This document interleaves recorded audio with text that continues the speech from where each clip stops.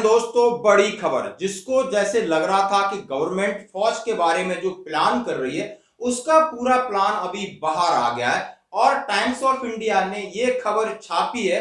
क्या खबर छापी है और क्या क्या बदलाव होंगे मैं इस बोर्ड के ऊपर आपको समझाऊंगा। और क्या इस साल ही होने बदलाव हो, सबसे बड़ा बदलाव होगा मैन पावर को लेके। जितने आपके रिकॉर्ड है ना, 47 रिकॉर्ड्स, उनको सबको एक किया जाएगा एक जगह, यानी उनका एकीकरण होने के बाद आपकी प्रमोशन पॉलिसी, आपकी पेंशन पॉलिसी, आपकी पोस्टिंग पॉलिसी में भी आपको कुछ नया देखने को मिलेगा।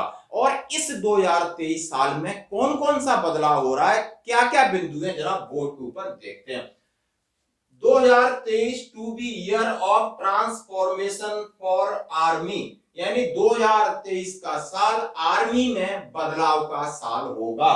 लिस्ट ऑफ की प्रोजेक्ट्स, अब की प्रोजेक्ट्स के ऊपर मैं बात करने वाला हूं, वो भी बात करूंगा मैन पावर के ऊपर। सबसे पहले इनमें कौन कौन से बदलाव हो रहे हैं। मैन पावर की बदलाव, यानी मैन पावर में कटौती का, जैसे आपने सुना होगा, ये बदलाव चल रहा है। टेक्निकल एंड इक्विपमेंट्स, यानी टेक्निकल की जो स्किल इंडिया के अंदर ही जो सारे बहुत सारे इक्विपमेंट है उनके ऊपर बदलाव चल रहा है।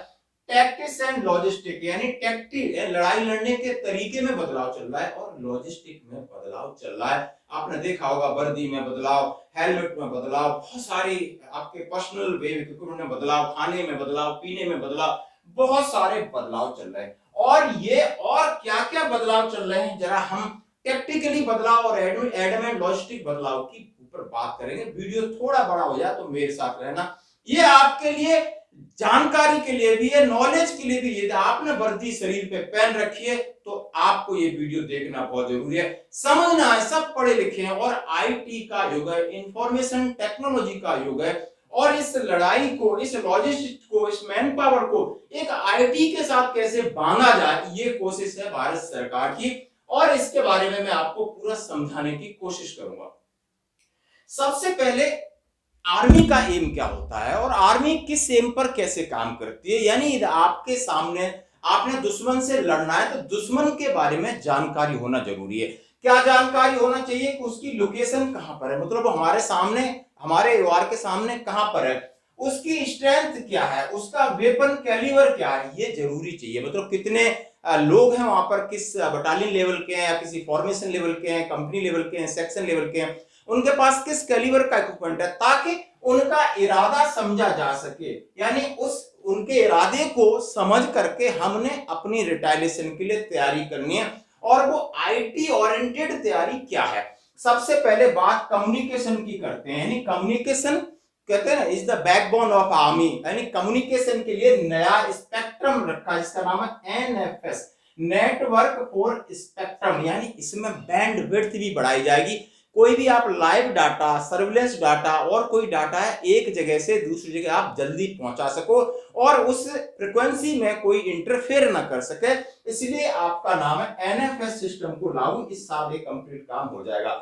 दूसरी बड़ी चीज है जिसको बोलते हैं SAMA, सामा, यानी situation awareness model for the army. सबसे बड़ा मतलब सामा, आर्मी बैठ करके जो भी जनरल साहब है या किसी को ब्रीफ करना है तो उसके नीचे सामा के अंदर सब आना चाहिए। इन फायर पावर आना चाहिए, सर्वेलेंस पावर आना चाहिए, आपके एडम लॉजिस्टिक, सारी चीज जुड़ी होनी चाहिए और एक जगह के साथ कैसे उन्हें कम्युनिकेट करना है, इसके लिए सामा।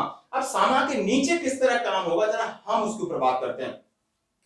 CIDSS, जिसको बोलते हैं combat info decision support system. अब पहले ये combat info decision support system था, अभी AIDS कर दिया, यानी army information decision support system. यानी हमने आर्मी से इंफॉर्मेशन कलेक्ट करनी और डिसीजन इस हिसाब से लेना, यानी इसके अंदर क्या क्या काम करेंगे। अब सामा के नीचे AIDS हो गया और इसके नीचे मैं बात करता हूं आपको फायर पावर की दोस्तों, जिसको बोलते हैं ACCCS। ACCCS है RT, combat command control and communication system, जो कि रेजिमेंट ऑफ आर्टिलरी के लोग जानते हैं कि बहुत सारी आपने गन्स के बारे में सुना होगा। ये गन्स किस तरह डिप्लॉय होती हैं, यानी एक रेजिमेंट की गन्स, फिर तमाम रेजिमेंट की गन्स, उसमें फील्ड गन्स, मीडियम गन्स और heavy long ranges guns, all type guns और बड़े उनमें उनको एक जगह जोड़ना, जिसको प्रोजेक्ट शक्ति आपने सुना होगा कि आपकी बैटरी की कमांड पोस्ट जुड़ सकती है तो रेजिमेंट की कमांड पोस्ट, ब्रिगेड की, फॉर्मेशन की, थिएटर की, यानी पूरी फायर पावर को कंट्रोल करने के लिए ACCC का उपयोग होता है। उसी तरह सर्वेलेंस पावर के लिए प्रोजेक्ट संजय, यानी बैठ करके देखना, जैसे महाभारत में संजय ने आपके धृतराष्ट्र को दूरदर्शिता दिखाते हुए लड़ाई का दिखाता, इसलिए प्रोजेक्ट संजय स्कूल तो BSS, battlefield surveillance system. Battlefield surveillance system जैसे सर्वेलेंस वेपन्स हैं, चाहे आप बटालियन से ले लो, आपने देखा होगा TIO है, छोटे छोटे आपको पास short range BFSR battlefield surveillance radar होते हैं। इसी तरह बड़े बड़े होते हैं, लोरस होते हैं, long range battlefield surveillance radar होते हैं, UAVs होते हैं। इनका काम होता है सर्वेलेंस करना और एनिमी की जानकारी लेना।